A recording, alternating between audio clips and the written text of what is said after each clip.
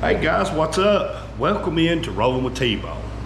I'm so glad you guys are here. Hey, if you're new here, let me say first, welcome in. If you found us with all of the YouTube noise going on, with all the content creators, and you found my channel, thank you. I'm so glad you decided to click onto this episode.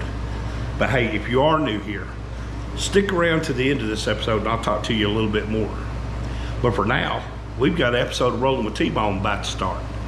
So y'all grab your favorite beverage, grab your favorite snack, sit down in your favorite spot, and let's get on with the episode.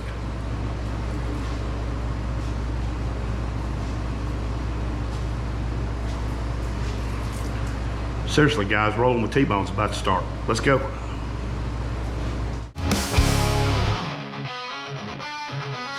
T-Bone roars like a thunderstorm blast. Engine growling as the trees rush past. Wheels on fire carve the mountain's face. The legend rides with a reckless grace.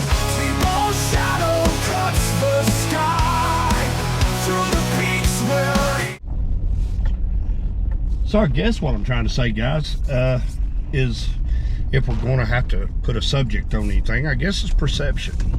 You know, I know y'all, there's a lot of y'all old schoolers out there who are saying, you know what, we don't care what people think of us. We don't care how people perceive us. You know, that's cool, I get it. Except the people that you don't care how they perceive you may be tomorrow's club members. Because it's on the decline, guys. I mean, the numbers don't lie. Chapters are folding, like I said just a minute ago. Chapters are folding. You know, members are going to jail, going to prison, doing real time. You know, you got to have the perception. You know, one of the things you know what you might want to say, and which I would tell anybody just being in the motorcycle culture, not the club culture, but in the motorcycle culture, I would never try to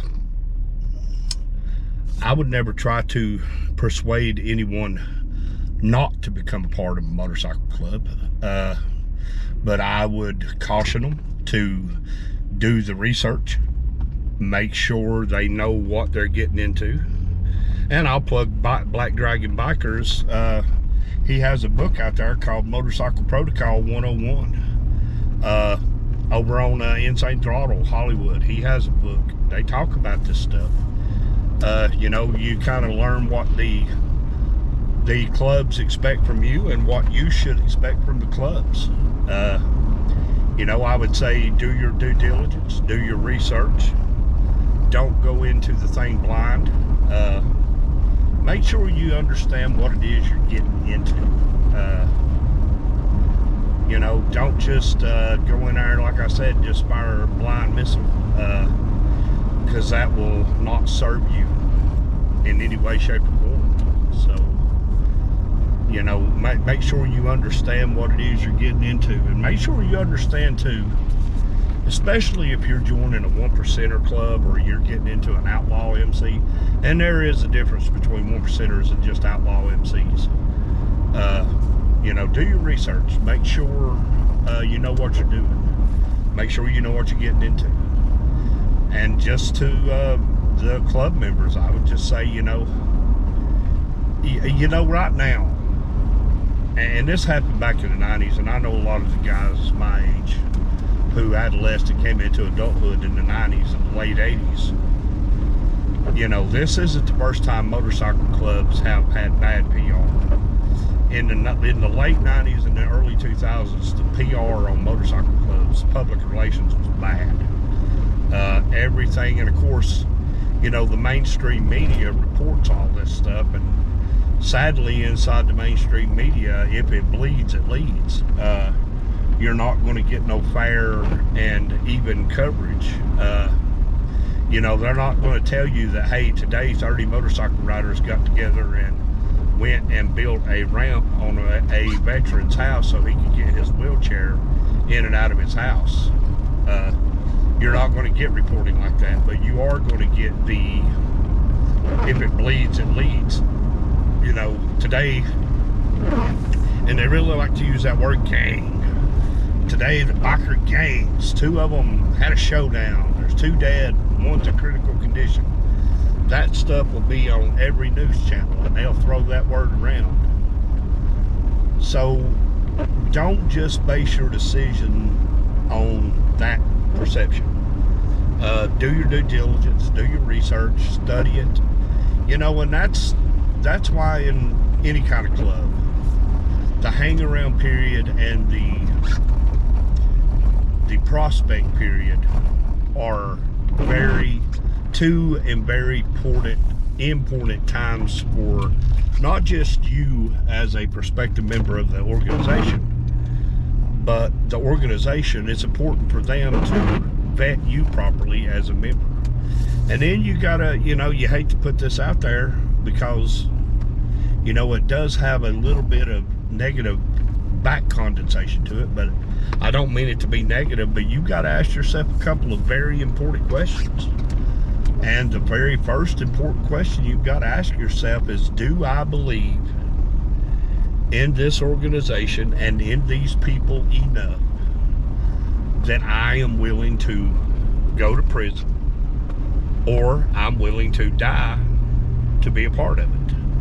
Do their beliefs and morals and ideology line up with mine, and I am willing to go to prison or die to be a part of this club?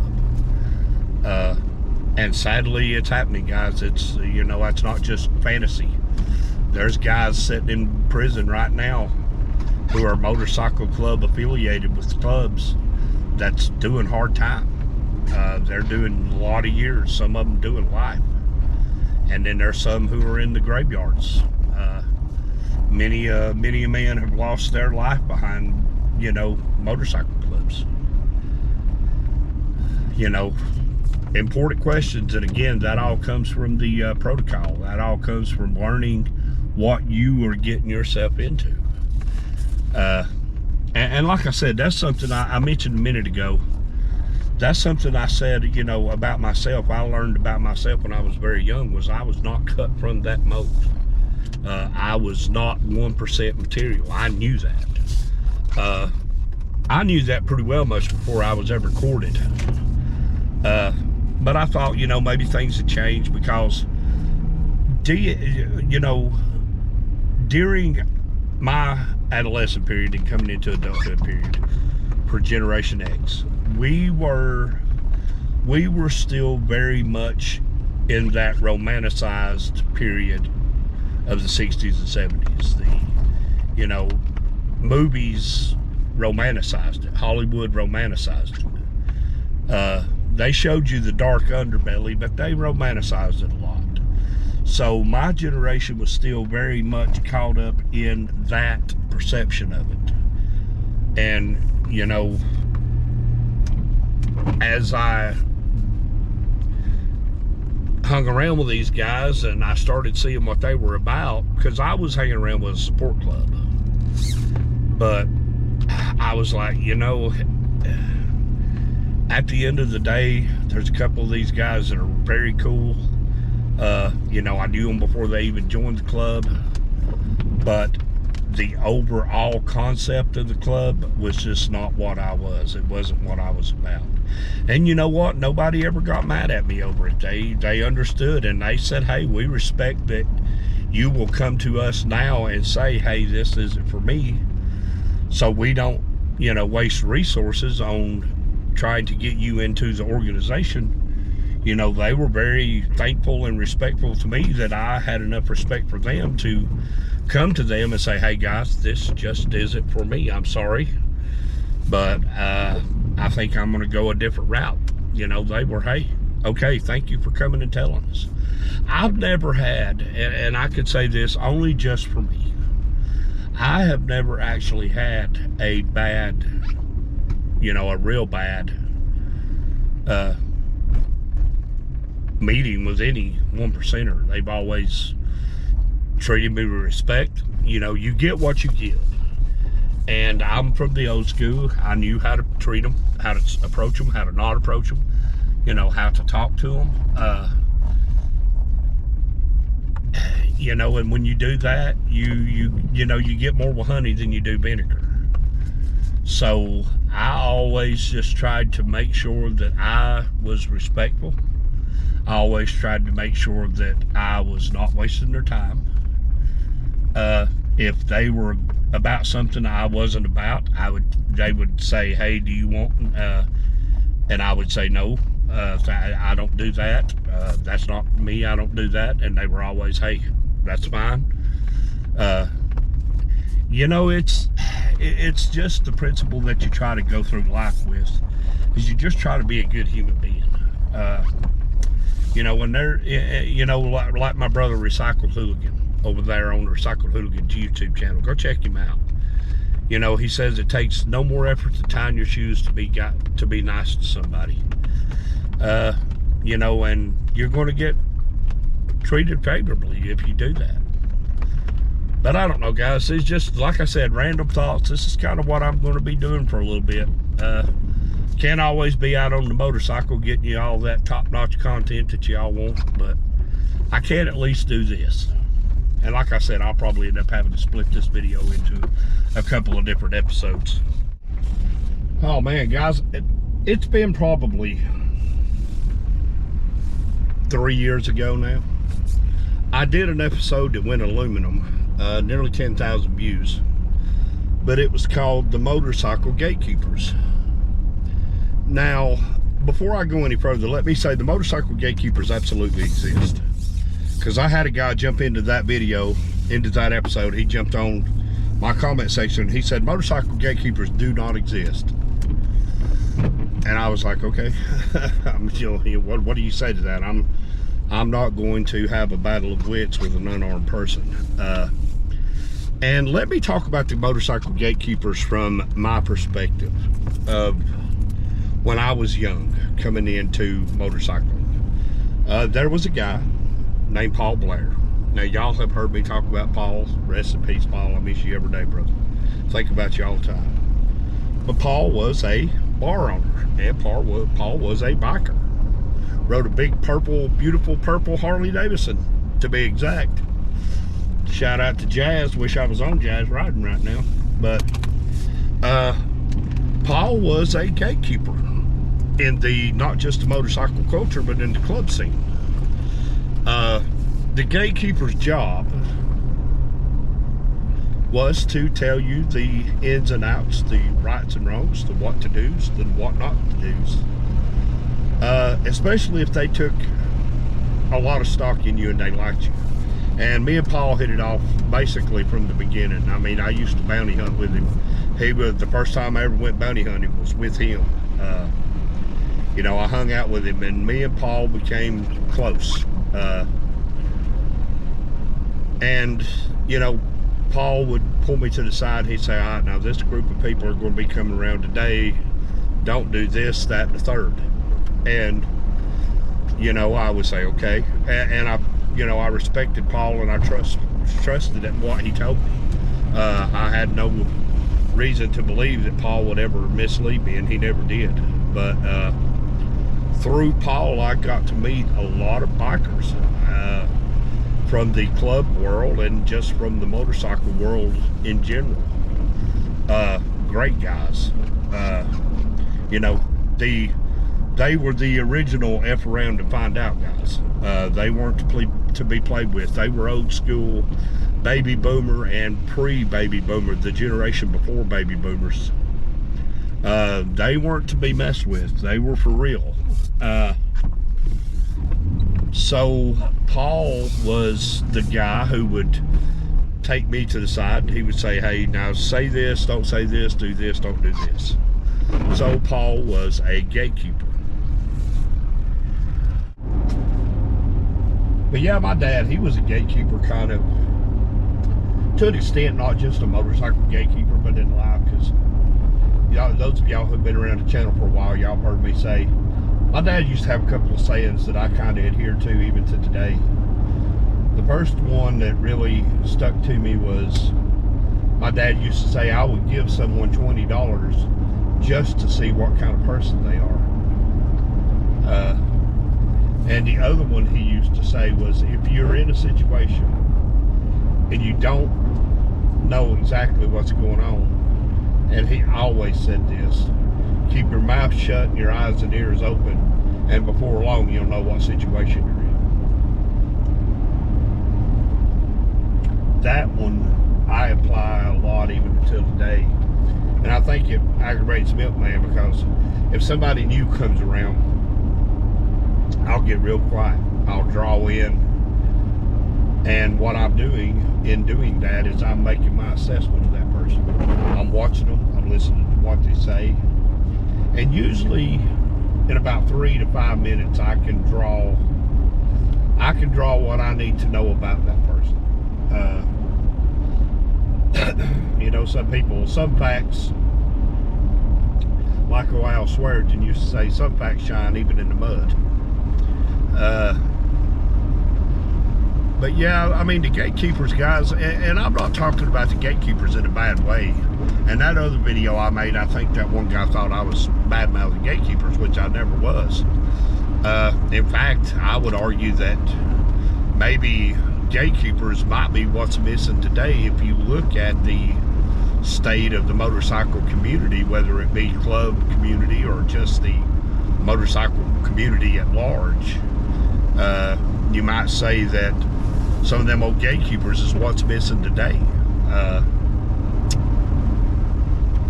But them old gatekeepers that I came up with, those guys they weren't fake. They would haze you. And man, God help you if you pulled up to an event and you didn't ride a Harley Davidson. If you rode a Jap bike or a British bike, they were on you. Like, straight out of the gate, they were on you. Immediately, they were on you. So, they would haze you. And, you know, a lot of that had to do with the, you know, how bad did you want to be in their organizations, kind of where that mentality came from. Was what are you willing to do to be a part of what it is we got here? And that's, you know, college fraternities do that. So, but, you know, those old gatekeepers, man, I tell you, back in the old days, those gatekeepers would come at you, and they would come at you because of any little thing. You know, I can remember them old school shovelhead guys hated the Evos. Worst mistake Harley ever made was getting rid of the shovel head, although that was probably one of the most inconsistent motors that Harley Davidson ever built. If you got a good one, you had a good one. If you had a bad one, you might as well throw it away and start all over from scratch. Where the Evo, after they got the kinks worked out of them, they got the breather problems figured out. Now the Evos are bulletproof. Same thing with the twin cams. Once they got that cam chest thing figured out, you know, they're good motors. Take care of them, ride them the right way. They'll last you as long as you want them to last you. But I can remember a swing arm. Oh man, there used to be a shirt, and this came out of the 90s, because I used to see a lot of them old guys wearing them. It had a guy on a hardtail on the back flipping somebody off, saying, "Nice swing arm, pussy." We call women soft tails too. So, yeah, they would haze you. And if you pulled up at an event and you were riding a Honda 750, or you were riding a Honda Gold Wing or a Kawasaki, Suzuki, Yamaha, pick your poison, yeah, it was bad. So, you know, those gatekeepers would, they would haze you to see what your loyalty level was. You know, and you might even say today that's what's missing in the motorcycle club culture. Kind of in the vein of what we've been talking about here. You might even say that that's what's missing. The old gatekeepers aren't there anymore to find out, you know, what the extent of your loyalty is. Are you loyal? Are you someone that they can invest some time and effort into, and invest their, you know, their time? You know, if you do the hang around and you hang around 6 months to a year, and then you're asked to prospect, and you prospect 1 to 3 years, back then the prospecting, I know people who prospected for clubs 3 years before they ever got voted in. So you're thinking, just say anywhere from 3 to 5 years of their time, 3 to 5 years of your time. So believe they're going to vet you. You know, when you look at it in the vein of the motorcycle gatekeepers, also, you know, it's not as, there's still a lot of hazing, but it's not as bad now as it used to be. Because them old Harley riders, man, 60s and 70s and 80s, if you didn't ride a Harley, you didn't ride a motorcycle. That was what they would tell you. That was how they believed. And now, thankfully, Gen X is starting to become the old graybeards now, and we're not that way because, you know, my slant is I don't care what you ride, just as long as you ride. So you see a lot of things that are changing. From World War II era riders to Vietnam era riders to Gen X riders, you've seen things change. You've seen the philosophy change. You've seen the ideas change. You know, back in the 80s and 90s, I can remember one part of the culture was huge, was wearing the t-shirt that with different Harley dealerships on it, or just different slogans on it. I sometimes catch a hazing for this. I don't even own a t-shirt that says Harley Davidson. I've got one or two caps that say Harley Davidson, and then I've got a pair of my fingerless gloves that I wear are Harley Davidson. But outside of that, I don't have a whole lot of Harley Davidson merchandise. You know, I don't have to run around and wear all that merchandise to prove that I'm a biker. You know, because it's kind of one of them things as an independent biker, which makes it different for me than it is for someone who's club-minded. For us who are independent, you know, we're not trying to prove anything to anyone, I guess is what I'm trying to say. But yeah, I mean, them old gatekeepers guys, they were around, they were real. You know,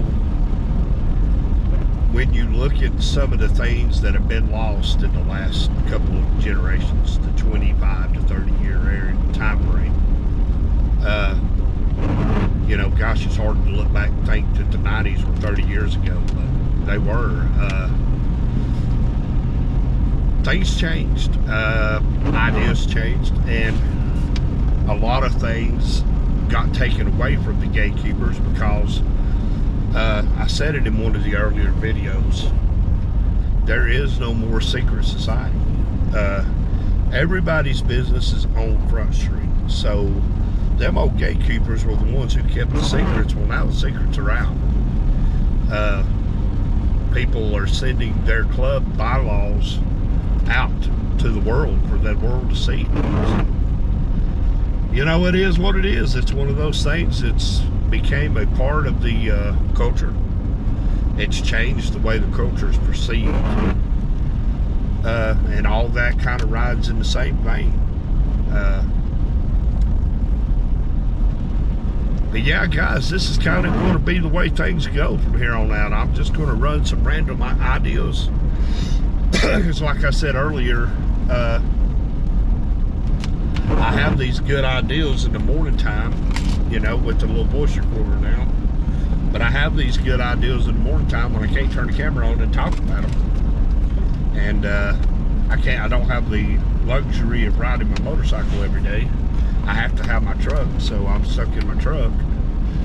But, you know, I hope these episodes are okay. But if they're not, and this turns you off from watching, you know, my channel, I'm sorry.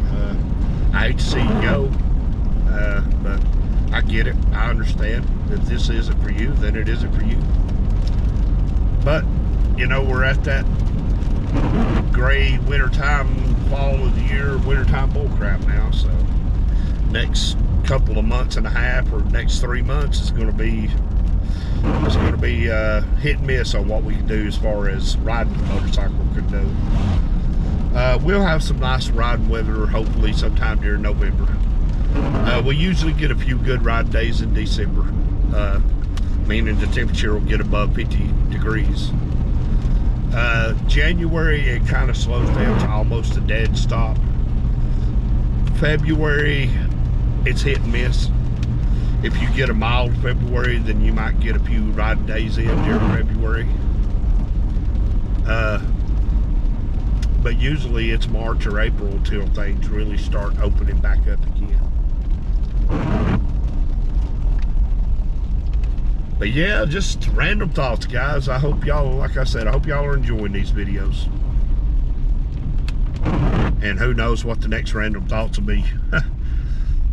I have thoughts in the morning times, stuff about wrestling I can talk about, stuff about motorcycles. So I hope y'all enjoy it. And if y'all have any kind of random thought or, you know, something you think about that you'd like for me to cover, drop down there in the comments and let me know what it is, and I'll give it my best shot.